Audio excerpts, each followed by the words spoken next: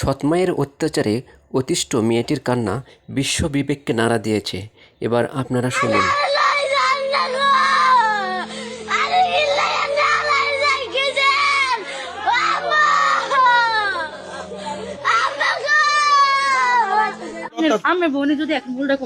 আমি ফিটটা মাইরা লাইতাম।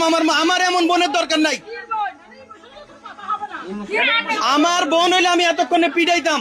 আপনার বাচ্চাটাকে যদি কেউ মারে আপনি সহ্য করতে পারবেন? এই বাচ্চাটাকে যদি কেউ মারে আপনি সহ্য করবেন নি?